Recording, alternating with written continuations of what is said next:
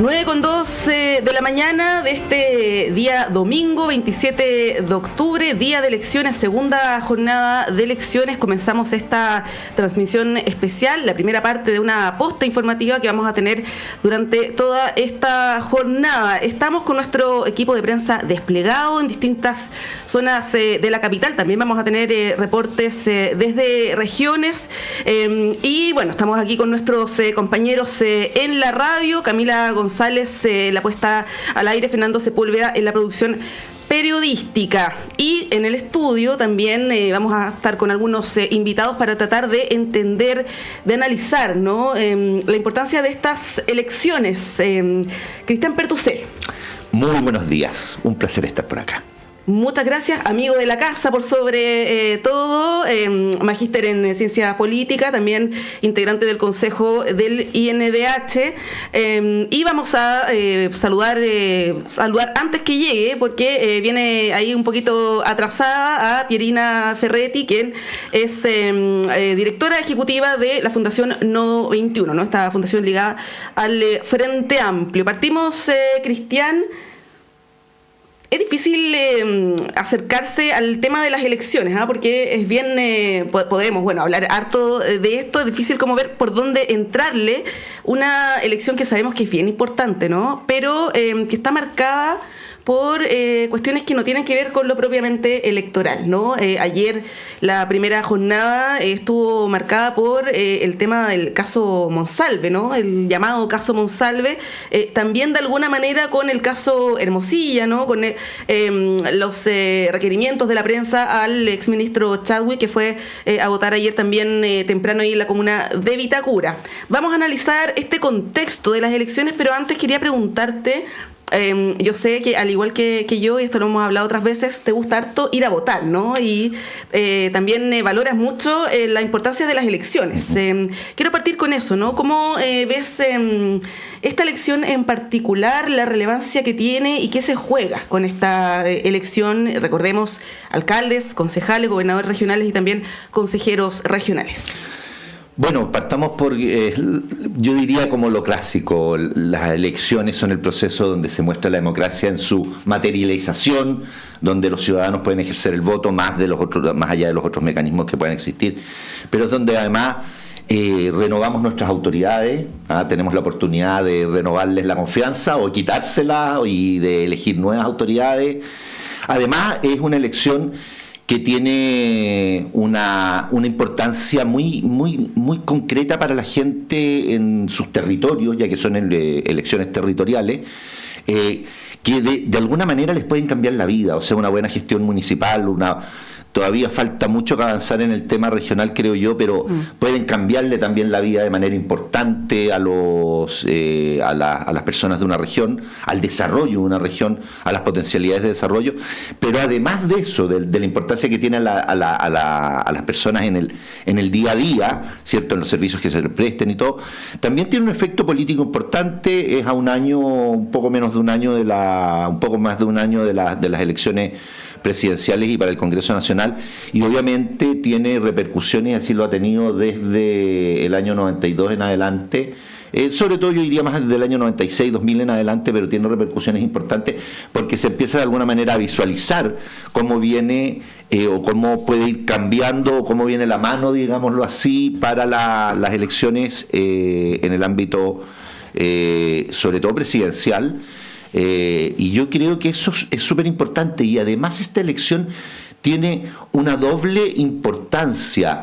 De alguna manera, no es que debute el voto obligatorio, pero sí vamos a ver en elecciones que son periódicas, digamos, porque lo que habíamos tenido el voto obligatorio en el plebiscito y los consejeros constitucionales, ¿cierto? Pero aquí son elecciones periódicas donde ya vamos a ver cómo se va configurando de alguna manera, o cómo puede ir votando los electores, sobre todo un 50% o más que va a entrar, más de un 50% a estas elecciones locales. Yo creo que van a haber análisis súper importantes en ese ámbito. Sí, se suele decir que la elección municipal es una suerte de predictor de la elección que viene el próximo año, ¿no? La presidencial y parlamentaria, pero principalmente la presidencial. ¿Tú crees que eso se cumple en este caso, considerando que es la primera elección ya con voto obligatorio? Es bien difícil para los analistas, aunque hay varios que se han atrevido a hacer algunos pronósticos, pero es difícil poder llegar a una aproximación de qué sector va a salir vencedor, ¿no? en esta pasada, porque además la última elección a la derecha le fue súper mal, ¿no? Entonces, aunque saque un alcalde más, van a sacar cuentas alegres, digamos. Sin lugar a dudas, la vara para la derecha y la centro-derecha es bastante baja, sí. Por lo tanto, sin lugar a dudas, va a ser fácil, digamos, alcanzar un triunfo con un alcalde más que saquen, con un poco más de votos que saquen, sin duda puede ser un triunfo. Pero más allá, yo creo que la elección de alcaldes o de gobernadores regionales o de concejales o consejeros regionales no es predictor para lo que va a pasar en la presidencial. Pueden haber comunas que yo creo que son súper emblemáticas que van cambiando todo la temática de cómo vota la gente. Aquí recordemos que por ser una elección local también hay un voto muchas veces muy a la persona, ¿cierto? Entonces, porque la conocen, sobre todo en las comunas chicas. Entonces, pero sí de alguna manera hay señales y te puede mostrar cómo se comporta, cómo puede ser el comportamiento electoral de las personas, donde además va a entrar un grupo de gente muy importante. Predecir las elecciones hoy día, yo creo que hay una dificultad súper clara por lo que estábamos hablando. O sea, debería entrar por lo menos un 50% más de votantes efectivos, creo yo, en esta elección a lo que fue la elección municipal y regional pasada. Entonces, el factor de la migración también. El factor de la migración, pero no, y pensando solamente en el hecho de, porque estaban inscritos, yo no me acuerdo si votaban o no votaban, no me acuerdo los datos electorales ahora, pero el hecho del voto obligatorio va a ser entrar a un grupo de gente que las motivaciones, además un grupo de gente que está de alguna manera, porque no iba a votar, podemos decir, está desafectado de la política, entonces los comportamientos electorales que pueda tener en esta elección y después que pueda tener en la otra pueden ser distintos, pero de alguna manera va a dar una señal y obviamente va a mostrar, o sea, un partido político, una coalición política que le pueda ir muy bien, va a dar ciertas señales y uno puede decir, bueno, a lo mejor la elección presidencial o la elección para el Congreso se puede mover en esa misma línea. Así ha sucedido en las otras elecciones, puede ser en esta lo mismo. Vamos a tener que verlo en las otras elecciones, porque el debut del voto obligatorio en elecciones periódicas yo creo que es el gran tema hoy día, digamos. Sí, bueno, aprovechar de comentarles también a nuestros auditores, quienes nos siguen por todas nuestras plataformas, que a esta hora la expresidenta Bachelet está emitiendo su voto y también el subsecretario del Interior, exministro de Justicia, cuesta decirle subsecretario, como que uno tiene ahí la tendencia de decirle ministro todavía, está dando un punto de prensa, seguramente le están consultando por el tema que se ha tomado un poco esta elección, que es el caso Monsalve. Ya vamos a hablar de eso, pero antes saludamos a Pierina Ferretti. Muchas gracias, Pierina, por estar aquí con nosotros y nosotras. Buenos días, muchas gracias por la invitación. Disculpen el pequeño retraso provocado por un problema de tránsito. Sí, está bien. Es domingo, todo es se domingo, permite. Sí, todo anda medio lento. Sí, Pierina, bueno, hablábamos de la importancia de esta elección local, regional, en sí misma, ¿no? Pero también los efectos políticos que puede tener. Yo le preguntaba a Cristian si es que esto puede ser una suerte de predictor para la elección del próximo año. Hay quienes sostienen esa tesis y hay quienes dicen, la verdad es que con el voto obligatorio es difícil predecir esta elección y luego que esta también sea un indicador para la que viene. ¿Cómo ves los efectos que puede tener? Sí, yo creo que todos los que hacemos análisis político estamos un poco a ciegas, en el sentido de que es la primera vez que nos enfrentamos a una elección local, regional y municipal con voto obligatorio. Hay que recordar que en la elección pasada también los resultados fueron muy particulares, un poco anómalos en lo que había sido la norma de las elecciones. Fue una elección que se realizó al mismo tiempo, cierto, que la elección a constituyentes para la primera convención, y los resultados de ahí fueron aparentemente muy favorables para la izquierda y para el progresismo, pero sin considerar que votó un porcentaje de gente normal pero bajo a lo que eran las elecciones en Chile con voto obligatorio, un 43% del padrón. Entonces no sabemos los efectos que puede tener. Hubo alcaldes que fueron electos con porcentajes muy bajos de participación electoral en sus comunas.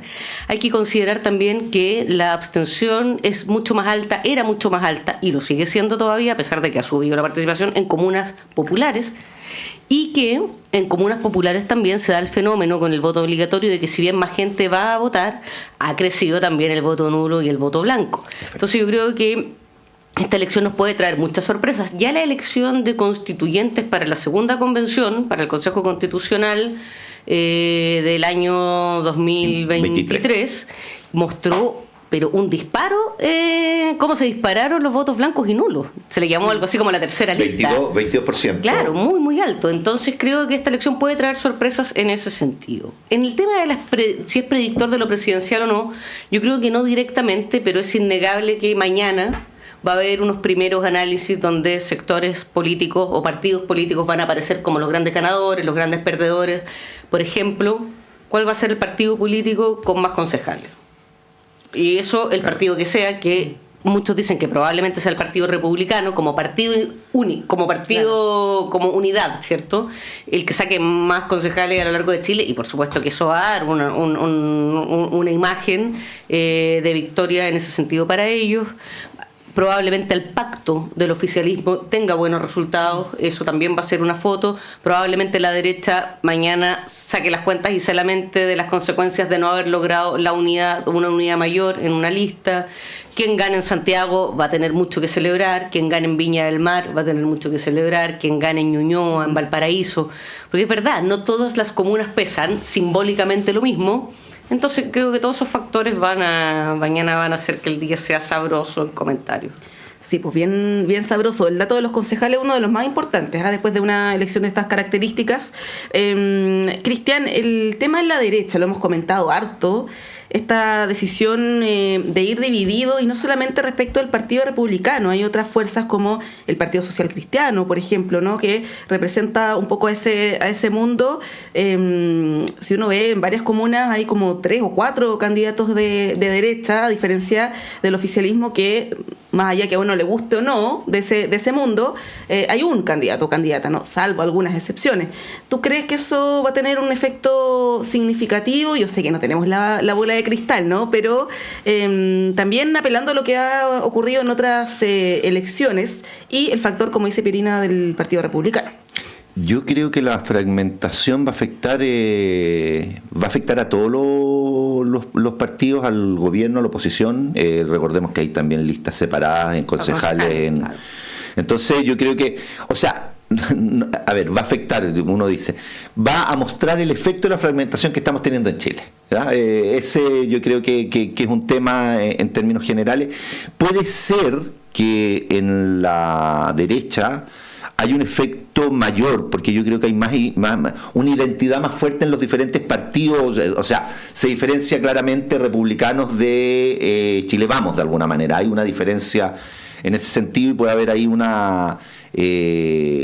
haber un efecto a lo mejor mayor, pero recordemos también que si bien es importante los concejales, y también no perdamos de vista los cores, porque yo creo que también los cores también te muestran esta idea un poquitito, la votación por partido, pero sobre todo en concejales también hay una votación, sobre todo en las comunas chicas. Muchas veces los partidos hacen triunfos, tenemos una cantidad de votos importante, pero en las comunas pequeñas, cómo se van conformando los consejos, tiene que ver muchas veces con la cercanía que tienen los concejales a esas poblaciones, ¿ya?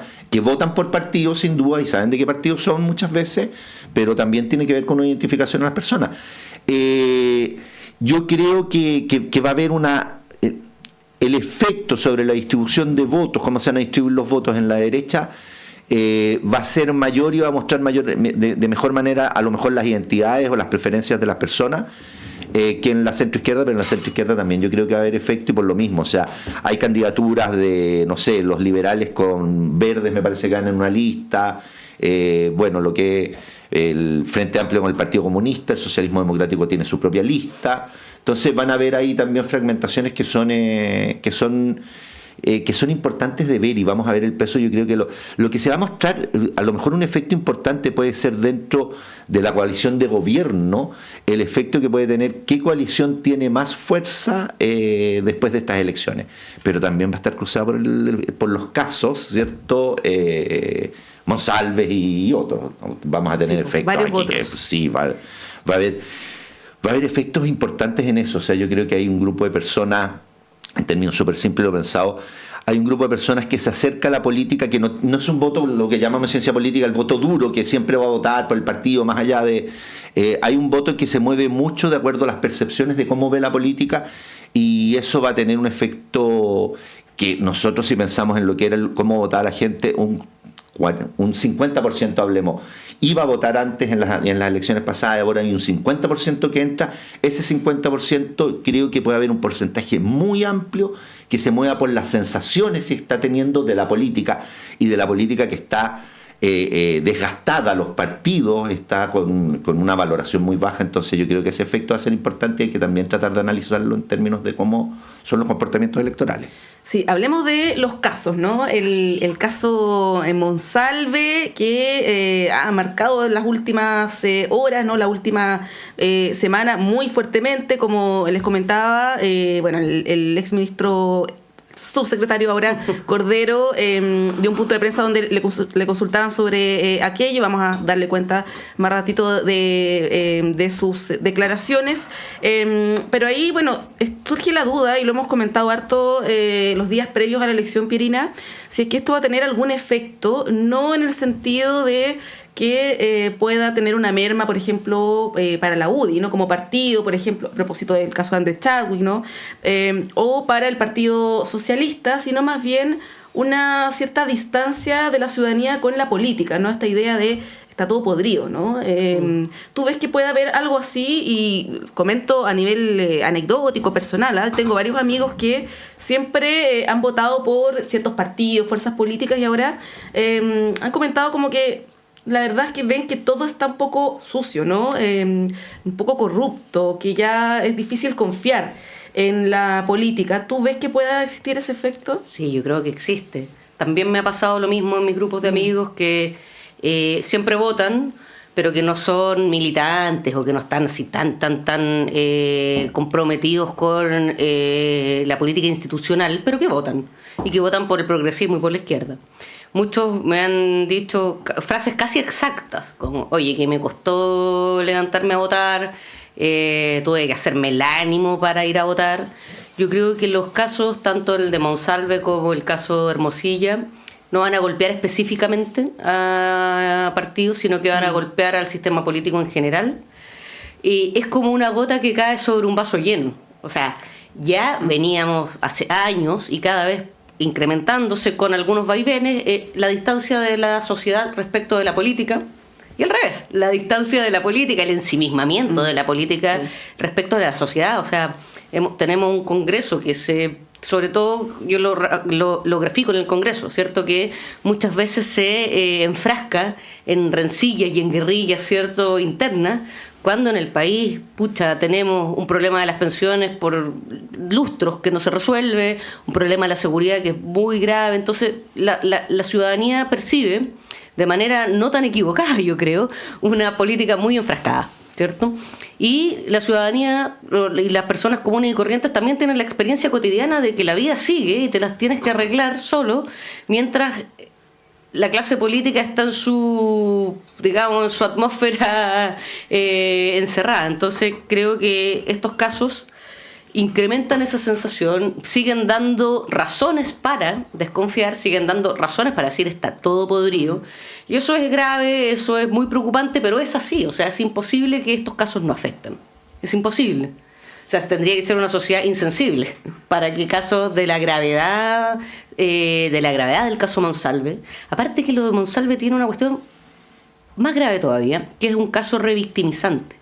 Toda mujer, y no son pocas, son muchas, miles, toda mujer que haya sido víctima de una agresión sexual, con este caso, fue revictimizada por el tratamiento que ha hecho la prensa, por los detalles que se conocen. Todo eso revictimiza. Este caso ha afectado a muchísimas mujeres y sus familias que han sido víctimas de agresión sexual, porque te vuelven a revolver la historia y te vuelven a mostrar lo peligroso que es para una mujer no solo ser agredida sexualmente, sino que denunciar, a lo que te expones una vez que denuncias.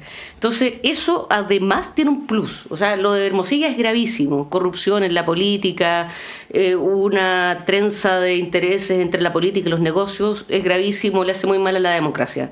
El caso Monsalve también le hace mal a la democracia, pero a la vez tiene efectos que además son transversales. Esto le revuelve la guata a una mujer que vote por la derecha, por la izquierda, que no vote. Esta cuestión de la violencia sexual es transversal y yo creo que le agrega gravedad a los efectos políticos, pero también subjetivos, personales, anímicos que puede tener. No que puede, que tiene. Sí, ahora, Cristian, el caso del ex subsecretario Monsalve, claro, el gobierno ha tratado de sacar el caso de la moneda infructuosamente, ¿no? Pero bueno, lo cierto es que esas 48 horas donde el presidente decide no remover de su cargo al subsecretario y darle el privilegio que pueda viajar, encontrarse con su familia, luego ejercer su cargo, ir a comisiones del Congreso. Había una actividad pactada también ese mismo día en la tarde. Es una cuestión que probablemente nos va a acompañar mucho tiempo, ¿no? Ese lapso de 48 horas donde no se tomó una decisión y uno se acuerda cuando la presidenta Bachelet estaba en el sur y bueno, dijo, me enteré por la prensa, ¿no? Del caso Cabal. ¿Tú ves que eso puede tener efectos para el sector? Ya hemos visto una merma importante de las encuestas, la encuesta CADEM, ¿no? Respecto del presidente, de la ministra Toá, que cayó abruptamente. ¿Tú ves que eso puede tener un efecto quizás más a mediano plazo, más allá de lo coyuntural de ahora, o vamos a tener otro escándalo probablemente las próximas semanas y esto va a pasar colado? Yo creo que va a tener un efecto importante hacia adelante. A ver, yo creo que este caso, más allá de... lo quiero sacar del tema legal, porque obviamente, como decía Pierina, comparto todo, es una de los crímenes más graves que existen, todo lo que tiene. Yo creo que esto va a afectar al gobierno. ¿Por qué? Porque en primer lugar le cambia todo el diseño, hay todo un efecto y le está cambiando todo el diseño de lo que era el último año de gobierno. Sin lugar a dudas, si bien tenían que tener cambios de gabinete ahora en noviembre por la salida de algunas autoridades que pueden asumir candidaturas para diputados o senadores, va a tener un efecto porque de alguna manera el gobierno, y aquí yo quiero llevarlo al gobierno, o sea, el gobierno cometió muchos errores en términos del manejo, podríamos decir, administrativo, del manejo comunicacional, errores que, como decía Pierina, además permitieron la revictimización de la persona afectada. La revictimización se produce más allá de la persona por también un manejo muy errático del gobierno, y eso obviamente va a tener efectos demasiado importantes para este gobierno, porque al presidente le cambió todo el diseño. O sea, tener que operar sobre una emergencia, sobre una crisis, donde además llevó al propio corazón del gobierno la problemática, no lo supo sacar. O sea, ya hoy día sacarlo es imposible. Esas 48 horas en que se tomaron las decisiones, ¿cómo se supo además? Porque fue una decisión que no fueron, sabiéndola, no fueron ellos capaces de transparentarlo. Tuvo que salir a través de los medios de comunicación. Entonces está metido en el centro del gobierno y no va, yo creo que les va a afectar de verdad por mucho tiempo, si no es que le afecta por todo el resto del gobierno, porque hubo un manejo ejecutivo y comunicacional totalmente errático. Y por más estrategias que traten de hacer hoy día, no van a lograr sacarlo ahí, porque además vienen investigaciones. O sea, ¿qué pasó con la utilización como jefe civil de las policías del subsecretario? ¿Cuánto conocimiento tenían? ¿Por qué, sabiendo esto, más allá de que no se sabía efectivamente cuál era el tipo de acusación o cuál era la denuncia que había hecho la persona afectada, por qué no tomaron decisiones rápidas? ¿Por qué no comunicaron ellos? Por último, la salida, uno puede decir por razones, pero el cúmulo de errores deja esto metido en la moneda hasta, yo creo, particularmente hasta el resto del mandato, y va a ser un caso, porque es el caso más con más efectos políticos, ¿cierto? La crisis con más efectos políticos que se ha tenido desde el retorno a la democracia. Así es, bueno, vamos a seguir analizando estos casos, pero tenemos antes un contacto desde el Estadio Nacional. Ahí está nuestro compañero Camilo Vega. Camilo, buenos días, ¿cómo estás? Buenos días, Montserrat, un gusto en saludarte, también al panel y a quienes nos escuchan a través de Radio Universidad de Chile. A esta hora contarles que se está llevando con completa normalidad y tranquilidad el proceso de votación aquí en el Estadio Nacional, uno de los principales recintos de votación de la región metropolitana. La gente está llegando muy de a poco al estadio, llega mucha gente en bicicleta, con mascotas, y podemos contarles que ya hasta ahora están las mesas completamente constituidas. También se llevó a cabo de manera normal el proceso de entrega de los votos, que recordemos, los de este sábado quedaban bajo resguardo en una sala especial con el cuidado de las Fuerzas Armadas. Todo ese proceso, pudimos conversar con gente del CERVEL, ya se llevó a cabo de manera tranquila, normal, y también contarles que han ocurrido ciertos hechos durante este sábado que desde el CERVEL realizaron algunas recomendaciones, más que nada con el tema del calor, con el tema de la protección ante las altas temperaturas. Recordemos que ayer hubo una máxima de 31 grados, por hoy día se espera una máxima de 29 grados. Parte de las recomendaciones que hicieron desde el CERVEL es, por ejemplo, evitar las horas de mayor calor, entre la 1 y las 3 de la tarde, y también traer un agua, por supuesto, para hidratarse, también algún tipo de sombrilla, algún gorro con el cual protegerse del calor, porque también hay que comentar que el Estadio Nacional recibe a mucha gente. Ayer votaron cerca de 10.000 personas, hoy se espera que voten otras 10.000 personas aquí, por lo tanto, también hay que hacer hincapié en que, aunque el proceso está siendo bastante tranquilo, hay que recordar que se pueden formar filas en las mesas de votación. El tiempo de votación también puede extenderse entre 5 a 10 minutos, por lo tanto, para evitar todo lo que ocurrió este sábado, donde tuvo que intervenir el equipo médico que está presente aquí en el Estadio Nacional para atender a un par de personas que habían sufrido ciertas descompensaciones por culpa de las altas temperaturas, que eso no se vuelva a repetir, Montserrat.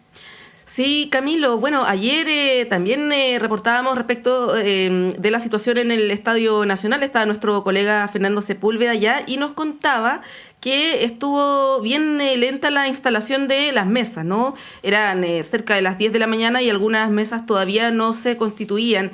Ahí preguntarte cómo has visto en términos de, de la rapidez o no que se han ido constituyendo las mesas, y también sobre los vocales de mesa, que ayer lo comentábamos. Muchos de ellos nuevos, primera vez que asumen este rol. ¿Cómo has visto eso? Ahí se ha podido conversar con algunos representantes ahí de las mesas vocales, ¿no? ¿Qué te han contado? Sí, justamente conversamos con gente del CERVEL sobre ese tema y nos contaban que, claro, ayer, por ser el primer día, también por la cantidad de votantes que vienen aquí al Estadio Nacional, y lo que tú comentabas respecto de que muchos vocales de mesa eran nuevos, la constitución de las mesas fue bastante lenta. Empezó a funcionar todo de manera más o menos normal cerca de las 10, 11 de la mañana, pero hoy, habiendo superado ya todo ese primer día, fue todo muchísimo más rápido, se pudo instalar todo más rápido, y ya, como comentaba, el funcionamiento de las mesas está con completa normalidad, está todo funcionando de la mejor manera, así que la gente puede venir tranquilamente a realizar sus votaciones. En estos momentos incluso puedo contarles que no hay más de 1 o 2 personas por fila, así que está bastante expedita la situación hasta el momento aquí en el Estadio Nacional. Claro, ya tiene la experiencia de la primera jornada, así que, claro, tiene sentido lo que tú planteas, Camilo. Camilo Vega, muchas gracias por este reporte. Estamos en contacto para más adelante ir actualizando lo que ocurre ahí en el Estadio Nacional. Que esté muy bien. Estamos hablando. Gracias, Camilo. Son las 9:32. Hacemos un breve corte y a la vuelta seguimos en esta transmisión especial con Cristian Pertucé y Pierina Ferretti. Vamos a un breve corte y volvemos.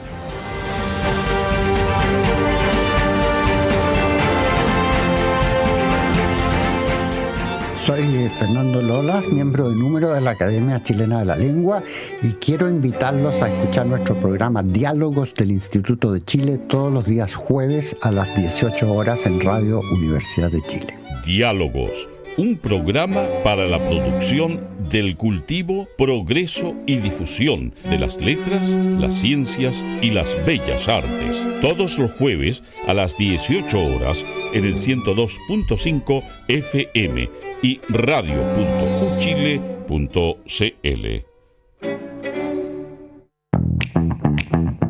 Cada semana te invitamos a un viaje por el fascinante mundo de las artes y la cultura con el Boletín Creativo de ICREA. No te pierdas las noticias más importantes en pocos minutos, todos los jueves a las 15 horas y sábados a las 10 horas. Un programa de Radio Universidad de Chile y la Dirección de Creación Artística de la Universidad de Chile. Escúchanos y sé parte de nuestra comunidad creativa.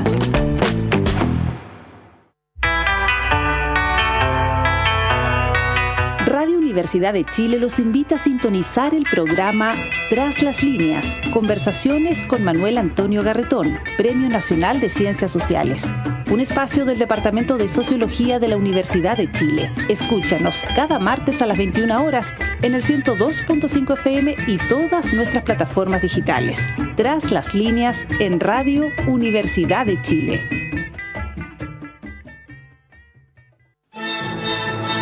Frecuencia SEAC, música y danza al aire. Un espacio del Centro de Extensión Artística y Cultural de la Universidad de Chile.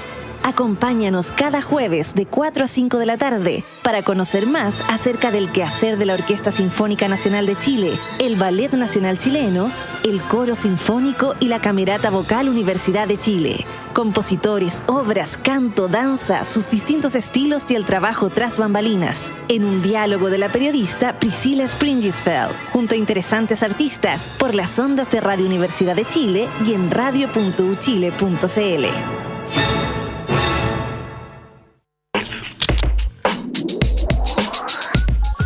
Hola, soy Antonella Esteves y quiero invitarlos a que me acompañen a conocer la actualidad de la cultura en Radiopolis.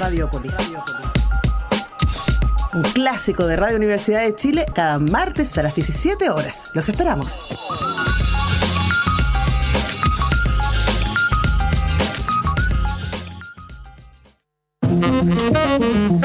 Hola, soy Miguel Veracifras y quiero invitarlos a escuchar Holo Jazz todos los lunes a las 20 horas por Radio Universidad de Chile. La cultura, el arte y sus comunidades. Un espacio para la discusión, improvisación y la escucha social. Holo Jazz, lunes, 20 horas.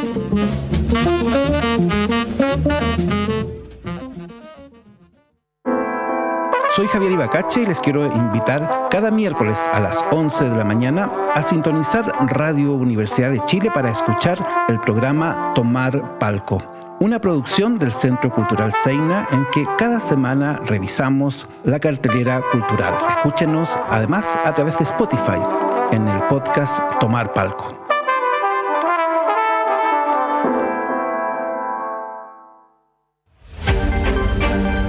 Elecciones regionales y municipales 2024.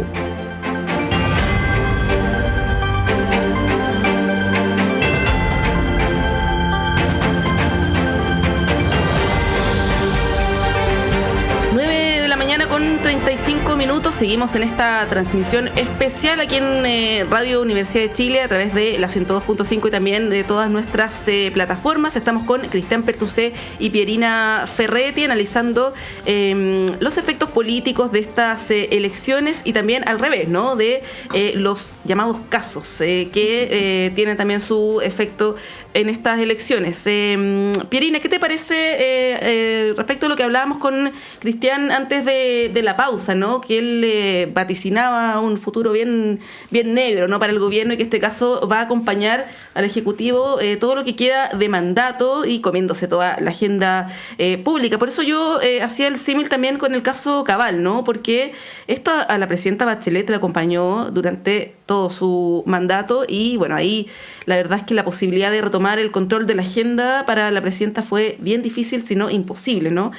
¿Tú ves que podría pasar algo similar en este caso, considerando que la verdad es que este gobierno, a diferencia del de la presidenta Bachelet, no ha sacado reformas relevantes, ¿no? Reformas estructurales, estamos hablando de pensiones, de salud, ¿no?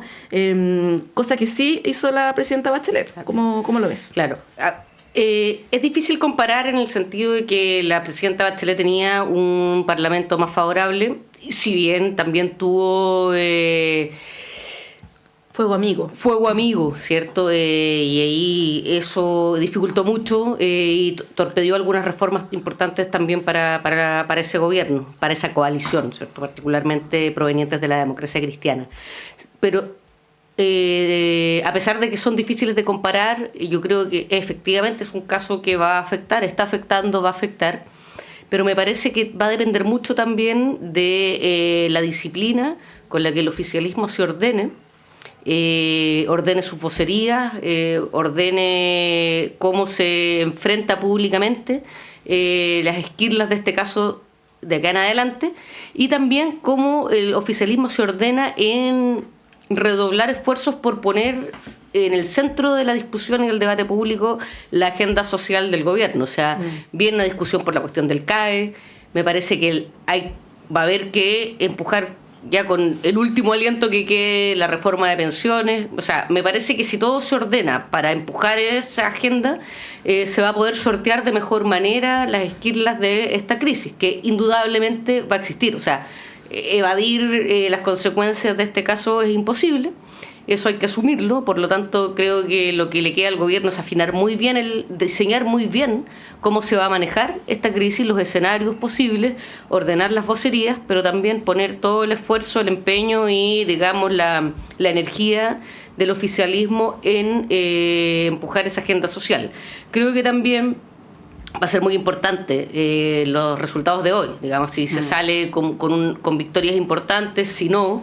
Y yo creo que la mejor estrategia para estos casos, pero siempre, yo soy una convencida, es la mayor honestidad y transparencia, digamos, y me parece que cuando se cometen errores, lo mejor para un gobierno o para desde partidos políticos, es reconocerlos y y dar vuelta a la página. O sea, lo que se hizo mal se reconoce, y creo que es peor tratar de hacer piruetas para defender cuestiones que, con los antecedentes que se tienen, no hay mucho como para insistir en su defensa, y volver, digamos, con un diseño afinado respecto al manejo de esta crisis. Pero es imposible, ¿cierto?, que no tenga un efecto. Tú mencionas el caso Cabal, efectivamente ahí hubo como un antes y un después en el gobierno de la presidenta Bachelet. No, fue más al principio, diría yo. Al primer año, fue ¿no? Al final del primer año. Sí. Al final del primer año, en el verano de ese primer año. Pero muchas veces las crisis, que pueden ser golpes muy duros, si hay un diseño muy afinado de cómo enfrentarlo, puede salir fortalecido del peor hecho, digamos, porque esto del caso Monsalve, nadie estaba preparado para que apareciera una cuestión así. La verdad que se podía esperar, digamos, dificultades, errores. Algún WhatsApp, pero no algo así. Pero claro, un hecho de acusaciones de esta gravedad, la verdad que no estaban como dentro del espectro de posibilidades que manejaban. Oye, bueno, mañana ya terminadas las elecciones comienza el deporte favorito de los periodistas, que es el cambio de gabinete, ¿no? Bueno, la prensa va a estar requiriendo ahí a los ministros, ¿no?, a la vocera, en fin, respecto de cuándo se va a realizar este ajuste ministerial que tiene que realizarse, ¿no? Antes del 15 de noviembre. Ya sabemos que hay varios ministros que tienen la intención, y lo han dicho ellos directamente, que quieren postular a un cargo en el Congreso. Sabemos los casos de los ministros de Trabajo, de Educación, de Defensa, ¿no?, entre otros. ¿Tú ves que eso pueda de alguna manera girar la agenda, darle un respiro al gobierno? ¿Y de qué magnitud debiera ser este cambio de gabinete? Hay algunos analistas que dicen que tiene que tocarse el comité político, que tienen que salir ahí algunos ministros del comité político a hacer un cambio mayor, ¿no? Cirugía mayor, como cirugía esta cuña que dicen. se repite harto en los parlamentarios. ¿Tú ves que se puede hacer cirugía mayor y el rol de la ministra Toá, que ha estado ahí de repente entre medio de disputas entre las dos almas del gobierno, ¿no? De esta alianza de gobierno? ¿Cómo ves ese escenario?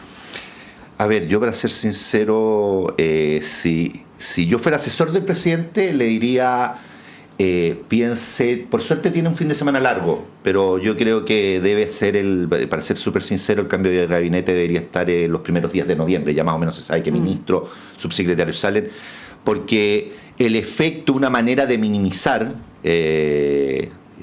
los efectos que ha tenido el caso Monsalve es justamente un cambio de gabinete. Y por lo mismo yo creo que el cambio de gabinete debería ser muy fuerte y muy importante en términos de algunos ministros que tienen que no sé si salir, es tan difícil eso, pero que cumplieron un rol que ha ido afectando al interior de la coalición, como también ha afectado el manejo que hablábamos anteriormente de este caso. ¿Va a servir de algo el cambio de gabinete para que los efectos del caso Monsalve sean menores sobre respecto del gobierno? Creo que no, pero sí de alguna manera da un nuevo aire. Yo creo que las confianzas al interior del gobierno están bastante dañadas. Las relaciones entre los ministros están bastante dañadas, entre los ministros, subsecretarios, y aquí el presidente, para poder tomar de alguna manera, no me gustan los regímenes presidenciales y menos el chileno, pero para poder retomar de alguna manera el control de la administración. Yo soy súper sincero en esto y ahí tengo algunas diferencias con lo que decía Penina adelante, pero el control de la administración por lo menos le va a implicar hacer un cambio de gabinete relevante, importante, profundo en el ámbito del comité político, de los más políticos. Recordamos que está el ministro de Hacienda, yo creo que es el único que del comité que tiene asegurado su... Pero además se le van, y yo creo que lo debería hacer rápido, porque de alguna manera también muestra una señal de tratar de retomar el control, la dirección del gobierno. Igual se venía un cambio de gabinete porque va a haber figuras del gabinete que van a decidir emprender una carrera parlamentaria y tienen que renunciar antes de noviembre, creo. Entonces, de todas maneras, hay un cambio de gabinete en el horizonte cercano y creo que efectivamente va a ser el momento para dar el último apriete, y ahí, claro, estarán los que saldrán porque van a emprender una carrera parlamentaria y otros saldrán quizás como consecuencia del manejo de esta crisis. De todas maneras, efectivamente es imposible que esto no afecte, pero sí los cambios de gabinete generan un efecto político. Sí. Y hay que aprovechar ese efecto político que generan como para poder hacer un recomenzar o volver a recomenzar. Y me parece que es lo correcto. Ahora, es distinto un cambio de gabinete sectorial que un cambio de gabinete más político, ¿no? Que toque el comité político, que como dice Cristian, evidentemente hay tensiones que no vienen a propósito del caso Monsalve, vienen de antes. Pero estaban más morigeradas. Pero claro, y se ha evidenciado harto las diferencias entre la ministra Toá y la ministra Vallejo y Orellana, ¿no? Ahí uno se pregunta qué movimientos se pueden hacer. Orellana eventualmente podría asumir también una candidatura al Parlamento, ¿no? Y en esa línea dejar el comité político, ¿no? Que ya también integra. Álvaro Elizalde, bueno, el presidente lo sacó del Senado para ponerlo ahí de ministro de la SECPRES, y yo voy a recordar que a propósito de este cambio de gabinete que la presidenta Bachelet anunció a don Francisco, se acordarán ustedes, ¿no? Que fue a raíz del caso SQM, no del caso Cabal. Bueno, Álvaro Elizalde pagó el pato y se fue, ¿no? Porque ahí sacó todo el comité político, o sea, sacó el ministro de Hacienda, SECPRES, en fin. Sería muy triste, lamentable para él que tuviera que pagar el pato nuevamente por una cuestión donde él en realidad no tiene mucho que ver. Y bueno, y ahí se agotan las posibilidades, ¿no? La ministra Vallejo se va a ir de prenatal en poquito tiempo más. Y bueno, el ministro de Hacienda evidentemente no se puede mover de ahí. ¿Qué movimientos crees tú que se pueden hacer en ese contexto? No se ve tan claro, salvo que la ministra Toá decida ella misma dar un paso al costado por una posible candidatura que en este momento no se ve muy en el horizonte. Bueno, eso estaba en el ambiente hace un rato ya, la posible candidatura de la ministra Toá. También está en el ambiente la definición definitiva, aunque ha dicho que no en todos los tonos, pero de la expresidenta Michelle Bachelet. Yo en este momento no logro vislumbrar cuáles van a ser los cambios. Tengo algunas hipótesis. Se ha hablado de que la ministra Jara también podría emprender alguna carrera senatorial. Entonces yo veo que en el cambio de gabinete, el ministro Cataldo también se ha hablado que puede. Entonces, bueno, hay varios, porque la verdad que hay varias figuras que se pueden proyectar políticamente y este es el momento. Entonces, si tú ves la ministra Toá, ministra Jara, ministro Cataldo, la ministra Vallejo que va a salir por prenatal, Maya Fernández también. La ministra Fernández también. Yo creo que hay varios que sería raro que no lo hicieran. Entonces me cuesta pensar en qué nombres van a reemplazar esos ministros. La ministra Orellana, que tienen mucha proyección, digamos. Entonces la verdad que en este momento no veo qué nombres van a reemplazar a esos posibles ministros que van a salir del gabinete. Lo que sí me parece relevante para un proyecto político, digamos, que y habiendo venido de la experiencia reciente del gobierno, que la relevancia de tener un parlamento relativamente favorable, ¿ya? O sea, hay una cuestión de diseño de nuestro sistema político que es muy complicada, que es tener un presidencialismo. ¿Y qué pasa con el presidencialismo cuando tienes un parlamento en contra? Que es algo que le va a afectar a presidentes de cualquier color político. Le ha afectado a todos los presidentes. A todos los presidentes, y en América Latina también se está dando. Y eso tiene que resolverse porque en realidad es atar de manos y es afectar de alguna manera la voluntad popular que vota por un presidente con un programa y que después ese programa no puede ser implementado porque queda parado en el Congreso. Y eso es un problema. Pero también para una fuerza política, por ejemplo, yo pienso en el Frente Amplio que está articulándose, que están haciendo la importancia de tener parlamentarios como personas, como dirigentes políticos que pueden mantener activo y vivo un proyecto que se convierten en vocerías que tienen resonancia a nivel nacional. Entonces me parece que es bueno considerar la salida de figuras políticas que en este momento están en el gabinete para continuar esa labor en otro cargo, en otro lugar, pero que tiene un sentido de proyecto. Entonces, si sale una ministra, un ministro, un subsecretario, una subsecretaria para continuar una labor en el Parlamento, me parece bien, siempre que no se descuide el último tramo del gobierno, que también es fundamental, digamos, que es como donde se asienta el balance, digamos, lo que se puede haber logrado o no logrado, y aquí todavía como que todo sigue tan pendiente. La reforma de pensiones, la cuestión del CAE, y me parece que ahí esos equilibrios son difíciles de lograr también. Sí, bueno, y la reforma a la salud que se iba a presentar en octubre, ya estamos a fines de octubre y parece que eso ya no ocurrió, ¿no? Que es un tema bastante prioritario. Sí, quedan poquitos días, pero bueno, no resulta muy posible que eso ocurra, y es uno de los temas que más preocupa a la ciudadanía, el tema de la salud, esta idea de un seguro único, ¿no? Que se había planteado en su momento, y en el contexto además donde se empiezan a aplicar las alzas de los planes de las ISAPRES, ¿no? Es un tema que preocupa mucho a la ciudadanía. Ahora, Cristian, ¿tú ves ves algunos nombres que pudieran llegar al gabinete? Porque, bueno, estamos en la recta final, o no sé si la recta final, pero estamos ya en el último tramo del gobierno. No es muy atractivo llegar al gobierno, pero además se ha evidenciado también una falta de elenco, ¿no? O sea, esto de tener que sacar un ministro para ponerlo de subsecretario, si esto uno lo multiplica por 5, por 8, pensando en la cantidad de ministros que vayan a salir, subsecretarios, es una tarea bien cuesta arriba que tiene el presidente, ¿no? Sí, tiene una tarea muy cuesta arriba. A ver, yo creo que va a tener que buscar de alguna manera en posibles figuras que tengan el Congreso Nacional que no puedan ir a la reelección. Me parece que hay un grupo que no puede, un grupo no sé qué tan importante, no revisado, pero que ya cumple los 3 periodos en la Cámara de Diputados. Senadores que cumple el segundo periodo, me parece que solamente el senador Latorre. Sí, no hay otro que... No sé si a lo mejor del socialismo democrático, ahí estoy que podrían ser, digamos, posibilidades.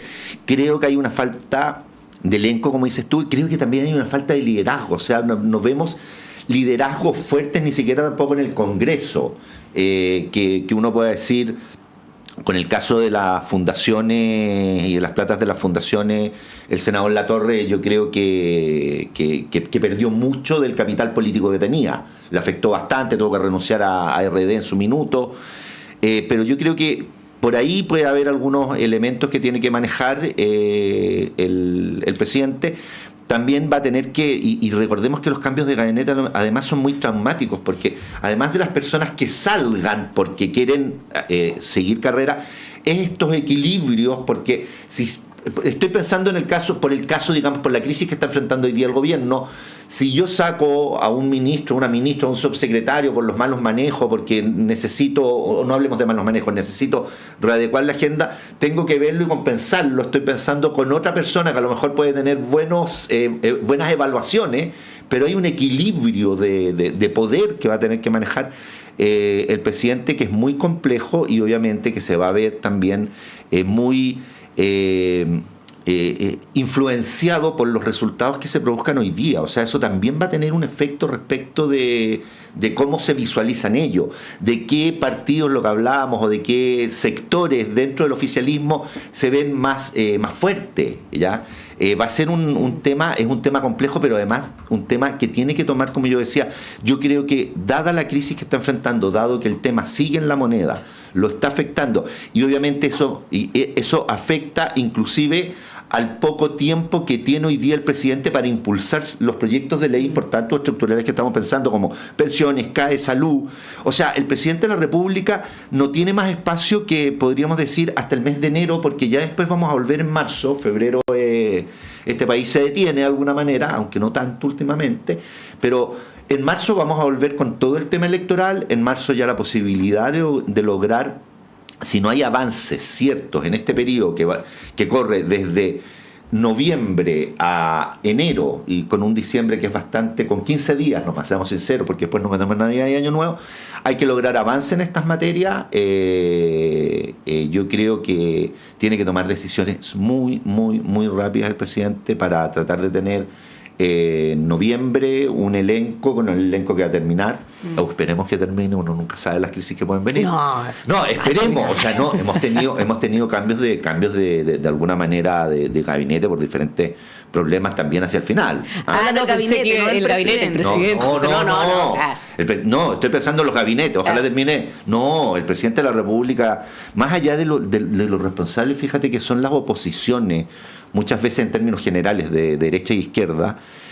Creo que en este caso la oposición ha sido bastante responsable en términos de cómo ha manejado el tema.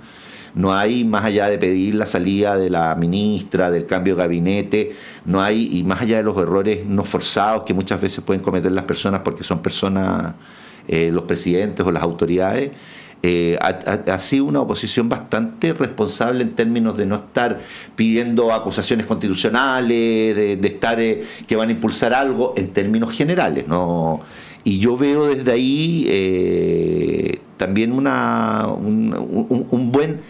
buena señal, digamos, porque tenemos que darle cierta gobernabilidad al último periodo para que también el gobierno pueda administrar de una mejor manera. Yo creo que en términos de gobierno ya terminó, le queda muy poco espacio, lo que estoy hablando estos meses, y de ahí es solamente administración y tratar de sacar los proyectos que puedan haber avanzado en estos 3 meses.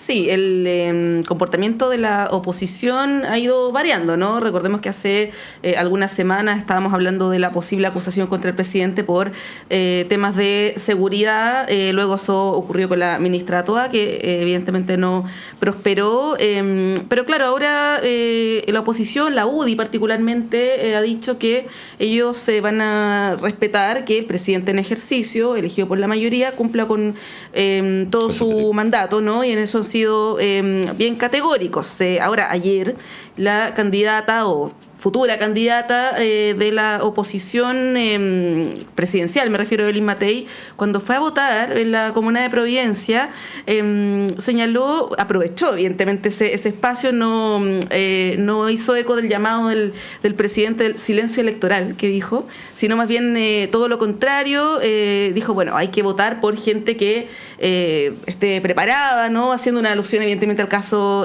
Monsalve, y sacando también ahí una ventajita, ¿no? Evidentemente eso ocurrió y probablemente va a ser la tónica de la elección presidencial. ¿Cómo ves tú ahí el rol de la oposición?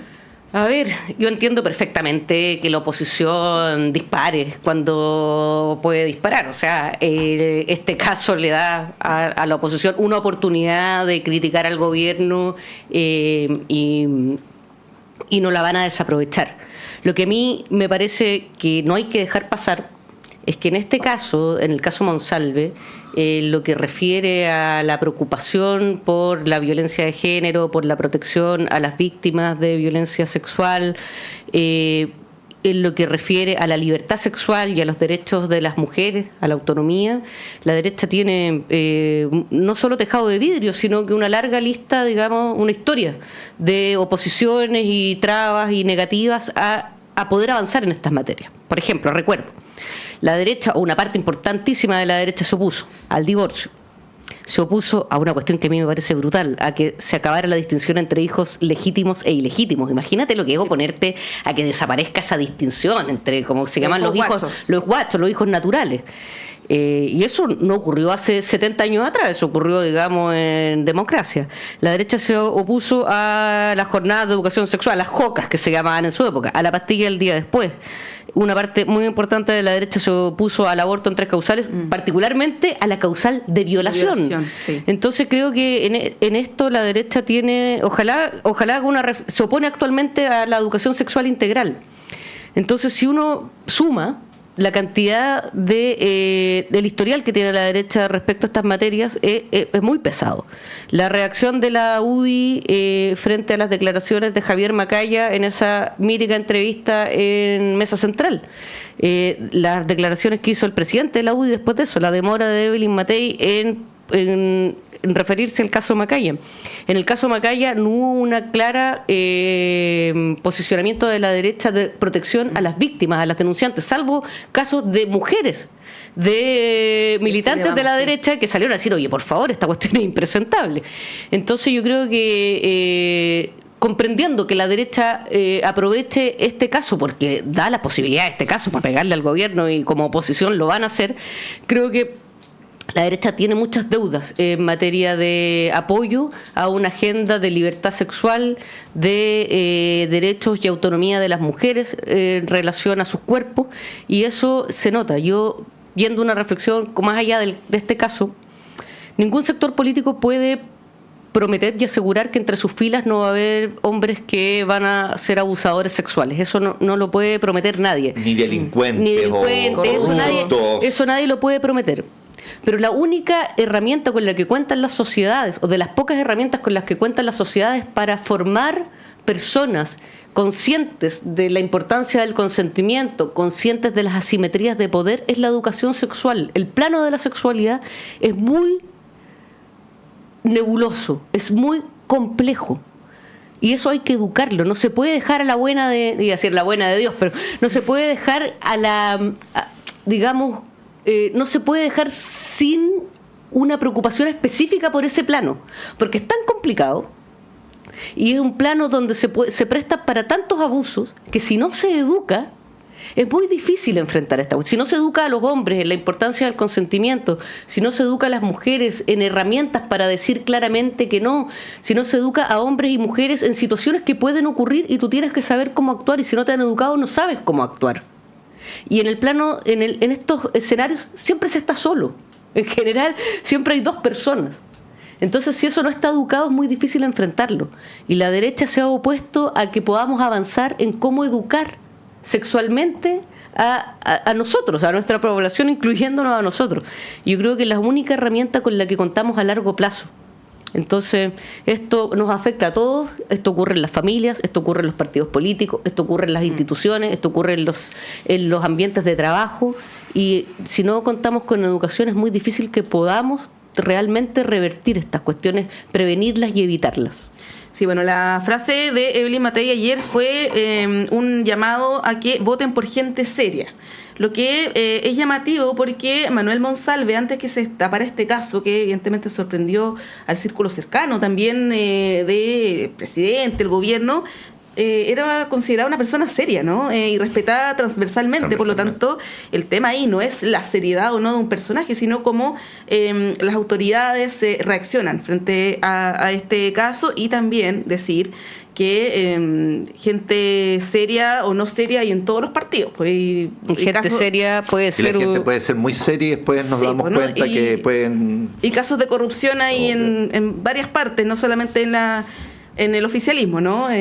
Partiendo por el partido de la presidenciable, ¿no? La UDI. No solamente o sea, hay en todas partes, y la corrupción es un tema y no tiene que estar asociado necesariamente a los partidos. Puede haber corrupción a nivel, y también personas que corrompen a nivel del mundo privado. O sea, hay un mundo que obviamente tenemos que ir limitando, y esa es la importancia de tener buenas leyes.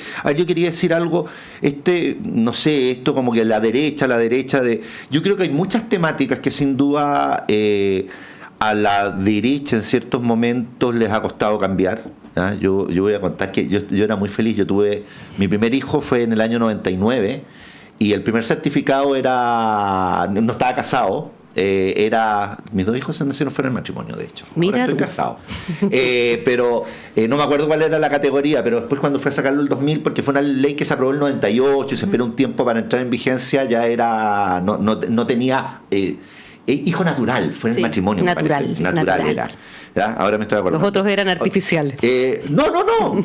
Hijo natural, los otros eran hijos, y me parece que era legítimo, hijo, sí. Pero da lo mismo. Pero digamos, esto de las categorías, sin lugar a duda.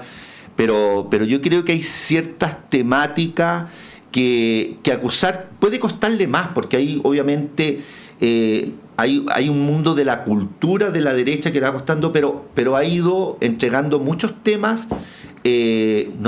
ha ido entendiendo muchas temáticas que son importantes y cambiando. Por eso hoy día tenemos ley de divorcio, tenemos ley de matrimonio igualitario, y que no tienen que ver solamente con la autonomía de las mujeres. O sea, el divorcio es para hombres y mujeres por igual, es para parejas del mismo sexo por igual. Entonces yo creo que no tiene que ver, y hay ciertas temáticas que obviamente de alguna manera hay valores, ¿cierto?, que pueden tener igual importancia. O sea, lo que puede ser el aborto libre respecto al derecho a la vida. Entonces, yo creo que hay una diferencias legítimas. Diferencias que son súper legítimas. Entonces, acusar de que no... Yo creo que ahí tenemos que tener cuidado. Lo mismo ocurre... Yo estoy muy de acuerdo en que hay que educar sexualmente a los jóvenes, ¿ya? A todos, a las mujeres, a los hombres, pero también está el derecho preferente de cómo lo educamos, y a mí no me gusta muchas veces esto de programas educativos estatales y con un paradigma específico.